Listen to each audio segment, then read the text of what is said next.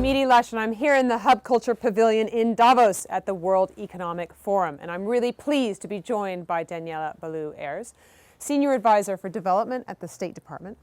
It's a big year, 2015. We've got the Millennium Development Goals turning into the Sustainable Development Goals. Indeed. Now at the State Department in the US, which are the goals that you think are the most important? Thanks for asking. And it's great to be here. And I think 2015 and the year ahead in terms of international negotiations has been a big thing here at Davos, which I was really pleased to see.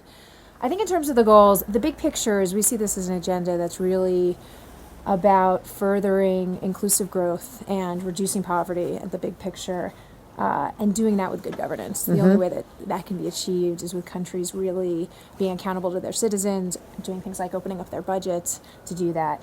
And a couple other elements to that is really a recognition that to achieve that, we need women to have a much greater role in the economy and political life. And there's an excellent, quite a strong goal right now in the Sustainable Development Goals around gender equality that we want to see keep strong and get even stronger.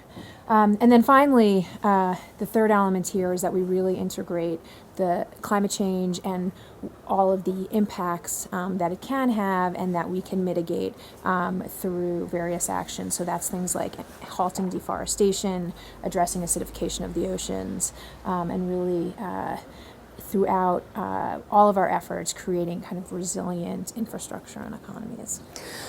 So are those controversial? Which ones of those are controversial? Look, I think what's not controversial is inclusive growth. And we've heard that actually from business leaders here this week and from government leaders, a recognition that inclusion is one of our biggest risks and opportunities for the economies ahead.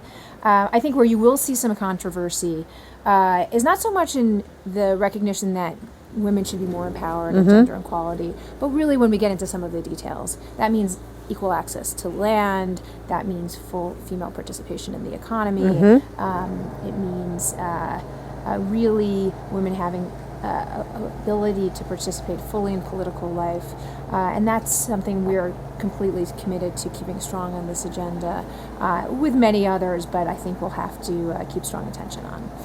So we've all got another meeting as well in Paris. It's quite a big deal to look at the next climate change agreement, hopefully. How do you feel about that? How positive are you? Look, I think I'm positive for a few reasons, in that we really are seeing commitments stepped up across the board from governments and from business. I mean, obviously you're aware of the agreements that we've made with China, the US government recently, the domestic actions we've been taking, and the momentum I've seen this week even by business and governments. So we're definitely optimistic. It's going to be a lot of work to get it right. And I think if you take these agreements together, the agreements on sustainable development and climate, and also there's an agreement on financing for sustainable development that will happen in Ethiopia, and Addis before that. If we can put those together in a meaningful way, we will be setting an agenda for a generation that will take us on a different path, and one that will mean that we have a planet that's sustainable, and that will have really communities that are included and address some of the fundamental inequality issues we're seeing today. Danielle, thank you so much for coming by the Hub Culture Pavilion here in Davos, and I'm Edie Lush.